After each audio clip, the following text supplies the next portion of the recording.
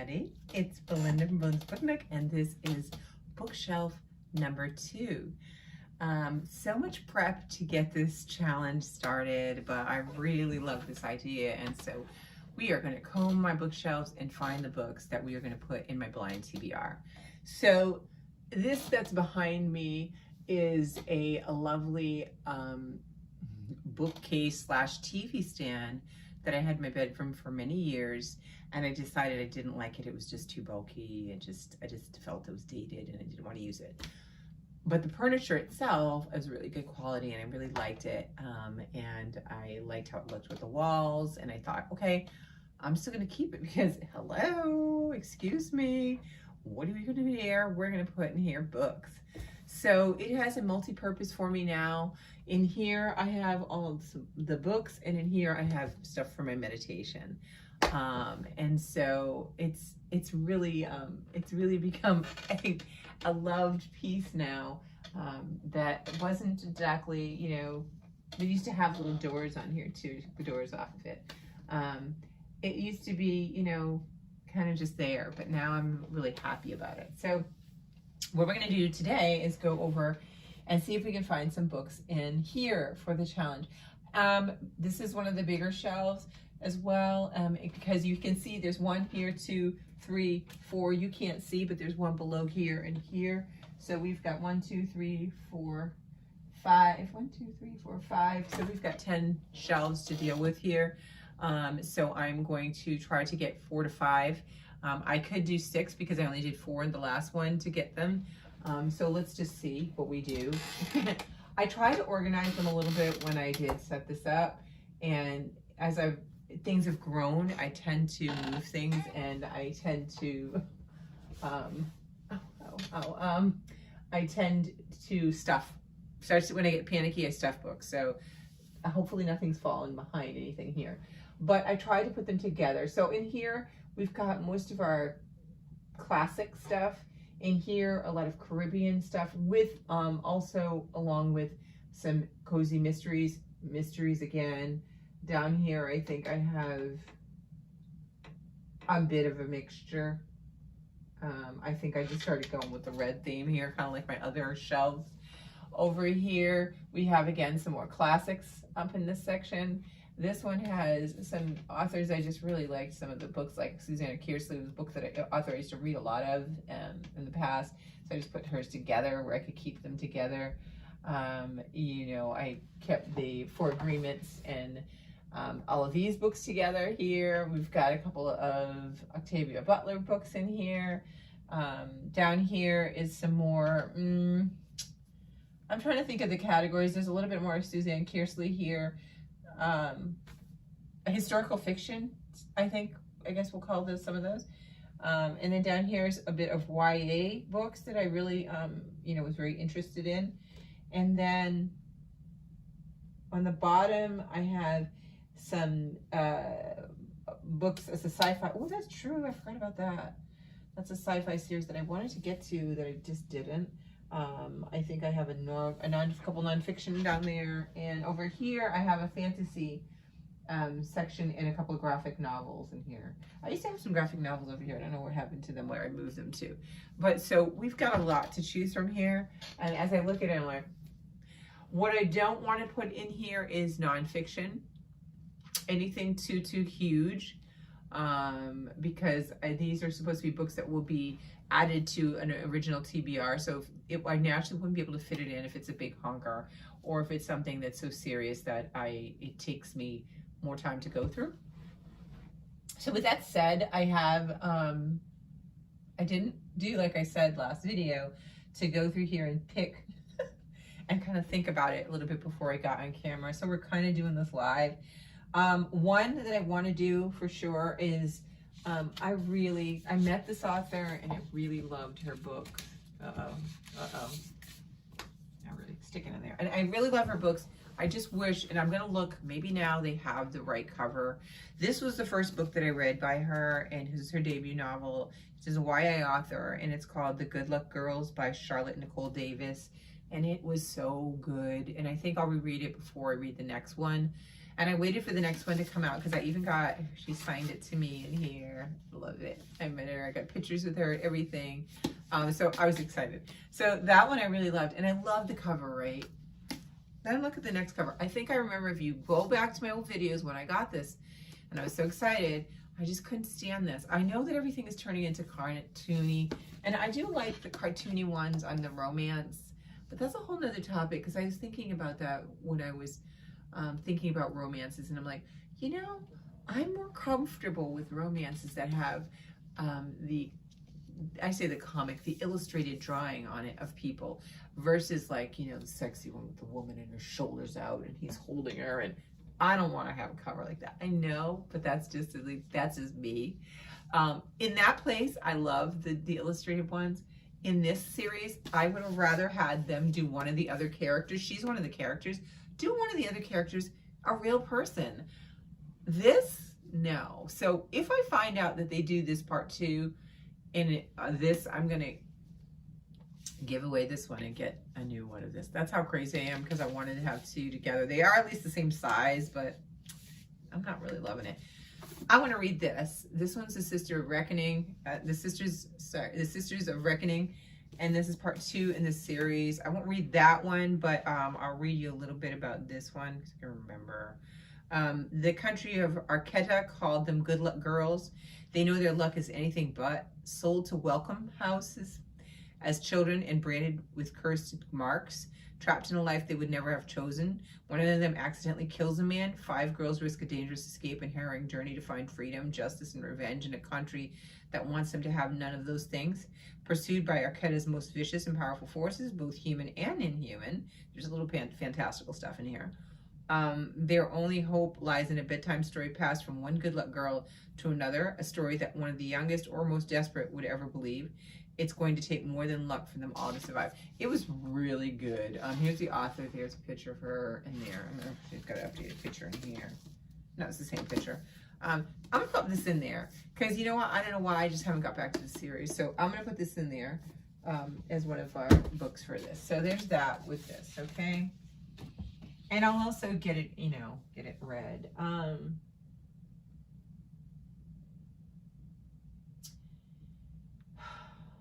I'm trying to keep this light.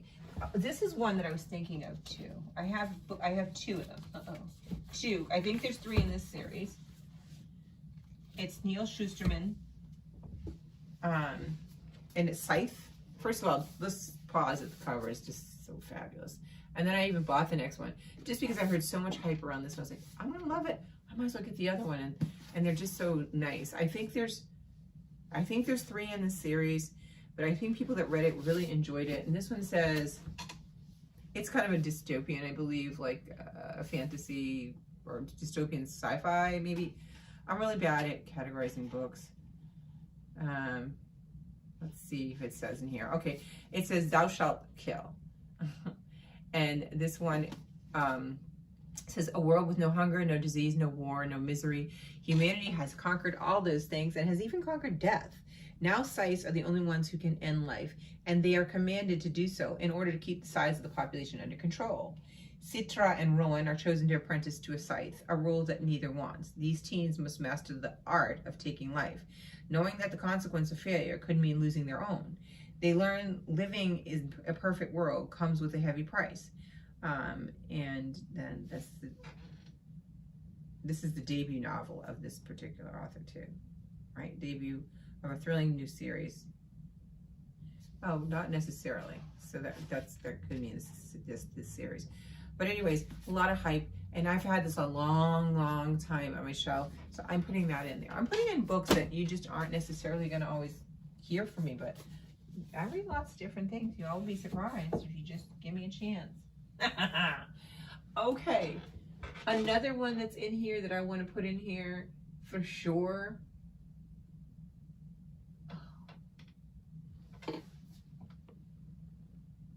Is that him too? All right, here's a contender. I could do this one. A Lesson Before Dying by Ernest J. Gaines. Or I also have A Gathering of Men. I love the cover of this one. It's the author of Lesson for Dying Before Dying. Oh my goodness, which one of these? A Lesson Before Dying. A Lesson is set in a small Cajun community in the late 1940s. Jefferson, a young black man, is unwitting party to a liquor store shootout in which 3 men are killed, and the only survivor he's convicted he's convicted of the murder and sentenced to death. Grant Wiggins, who left his hometown of the university, has returned to the plantation school to teach.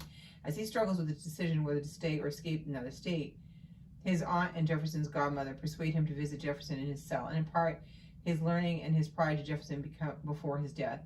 In the end, the 2 men forge a bond as they both come to understand the simple heroism of resisting and defying the expected.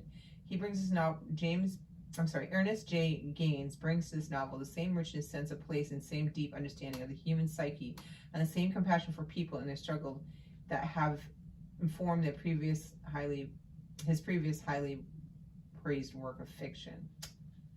Oh.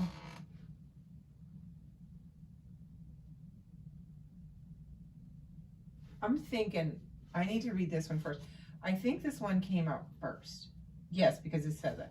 So I probably shouldn't read ahead. So this is a possible contender. This is, ooh, it could go back. I do like Susanna Kearsley. The first one that I read was it The Shadow Horses? No. I don't even think I own the first one I read by her. It was really good. All right, let me look on this other side first. We'll come back to the side and we'll hold this in the pause. We've got 2, right? Let's look over here. I always save the Caribbean ones. I don't know why, for when I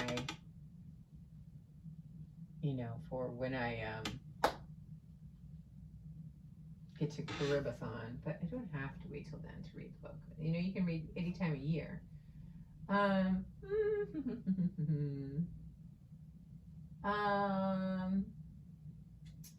would love to read an Eleanor Taylor Bland book, because those are, I have a lot of them. And also Grace E. Edwards. These are mysteries. We have March Mystery Madness, which I will probably pull one. We've got Agatha Christie, which I've never read Agatha Christie despite watching movies. Hold on, everybody. Hold on. I know I should have done this faster. What we could put in here is another one of August Wilson's plays. I'm trying to get through those. That would be a good one. I didn't do Fences or Ma Rainey's Black Bottom.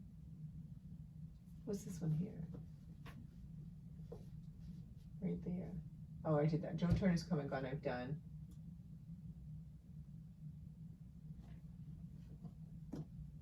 Oh. I think we're going to do J. California Cooper for book club, so I don't know if I want to do that one. Noah Larson, I've read passing. Kane, I remember I started, couldn't finish it. Can you hear me? I hope you can hear me. Like I can hear you. Tell me if you can hear me or not. I hope you can hear me. The Souls of Black Folk. Heavy. Again, I'm going into the heavy. I want to stay kind of light. I'm going to pick a play by August Wilson because I'm trying to read all of his plays. So I've read, I started and didn't finish that one, so we're not going to put that in there. Joe Turner's Come and Gone, we did. Gem of the Ocean. We've got Fences, which there's a movie, and Ma Rainey's Black Bottom. So let's pick out of these 2.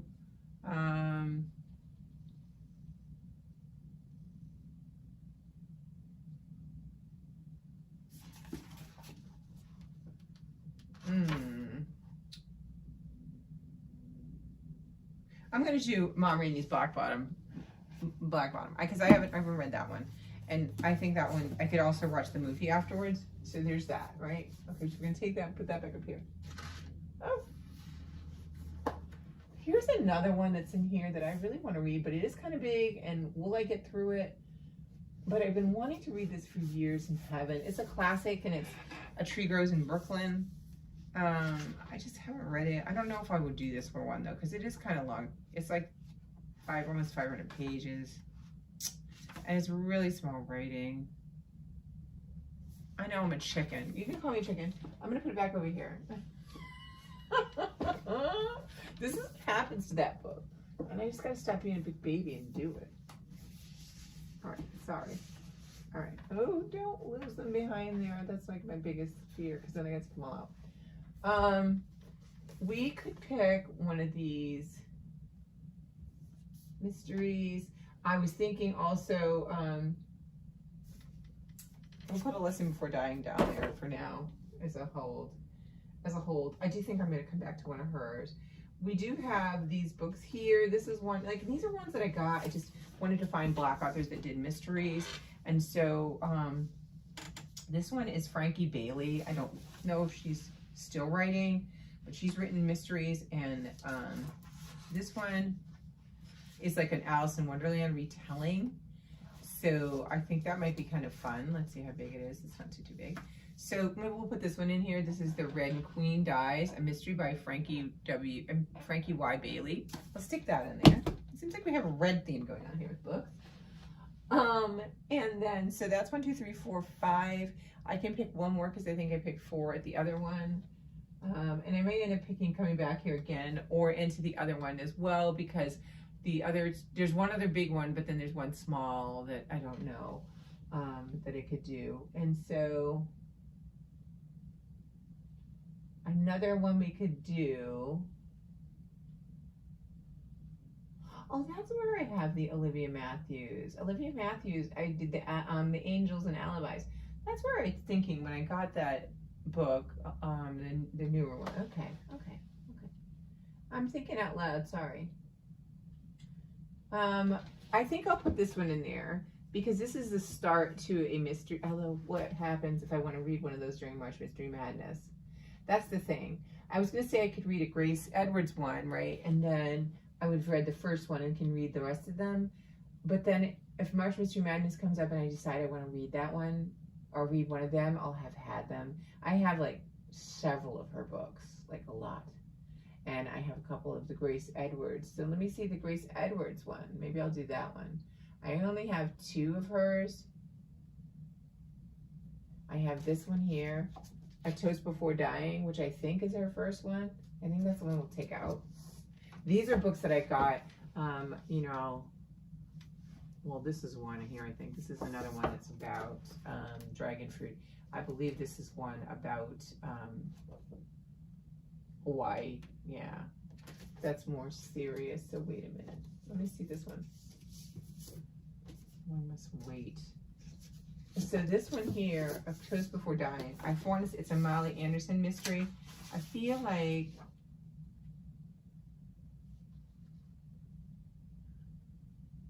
yeah, we're gonna do this one.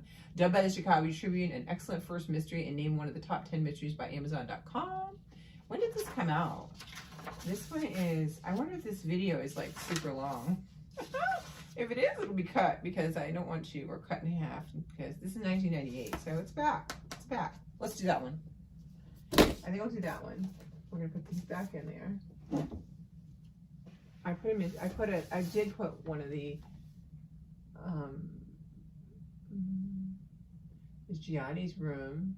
How many do I have? 1, 2, 3, 4, 5, 6. Okay. I'm stopping on that, and we're going to go to another bookcase. And then, like I said, if I have to, I'll come back. So far, I have 4 from the other one, 6 from here. That puts us with 10, and we have 24 we're doing. I could actually pick another one probably from here. And I kind of want it to be this one. I'm just pulling. This was a mystery book that I had gotten, I think, on Martha's Vineyard one summer, and I wanted to read it. It's called Garment of Shadows by Laurie R. King. I read another one by Laurie R. King. I think she does a series, a mystery series. Yeah, a Mary Russell and Sherlock Holmes mystery series. I think that's what it was. I don't know, maybe that's what this one is. Anyway, I think this will be fine. This will be fine. So I've got a couple mysteries in here now. 1, 2. That's a retelling. So 2 mysteries, a retelling, a fantasy, a sci-fi, and 2 classics out of here. I think that's good, right? That's a good mix. So we've got 7 books now. And I was going to put one of these. I do like Simone St. James books. I haven't read those in a long time, too. I did The Haunting of Addie Claire. I don't know if I did. I did A Murder of Rosamund's Gate. What's Silence for the Dead?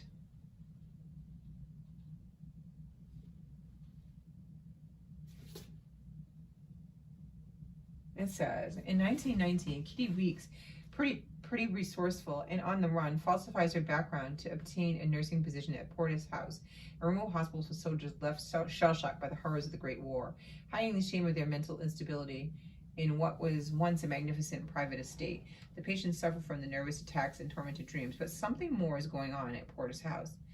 Its plaster is crumbling, its plumbing is making eerie noises, and strange breaths of cold waft through the empty rooms.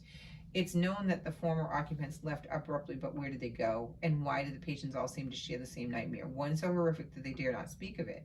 Kitty finds a dangerous ally in Jack Yates, an inmate who may be a war hero, a madman, or both. But even as Kitty and Jack create a secret, intimate alliance to uncover the truth, disturbing revelations suggest the presence of powerful spectral forces. And when a medical catastrophe leaves them even more isolated, they must battle the menace on their own, caught in the heart of a mystery that could destroy them both. No, not now. Oh, I also have in here, and I love her books, Gail Tsukiyama. I've read a lot of her books, and they're really good. Really, really good. This one here.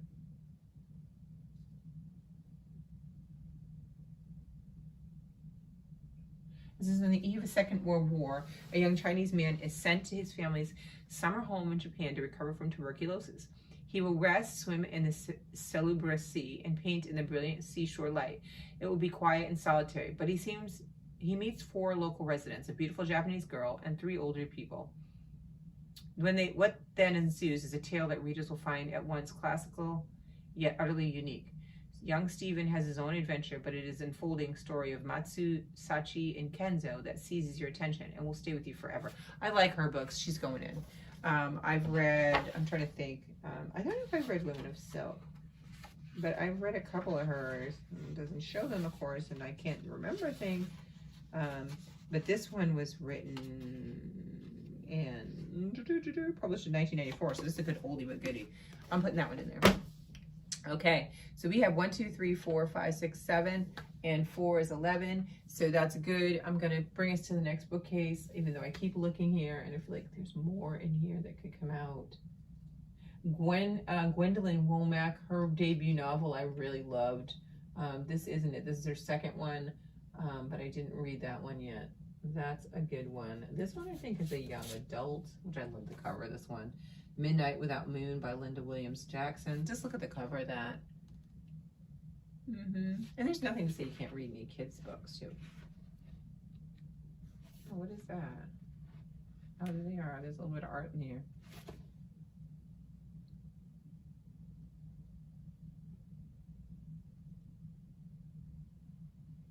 Oh, that's good too. All right, we're gonna leave that alone. We're gonna go check the other bookcase because I know I'm taking too long, and let's see what we can do. And then we still have to wrap them. So this is gonna be several videos, I'm pretty sure. So we will get back and we will get this thing started before the year gets going. All right, I'll see you soon. Bye.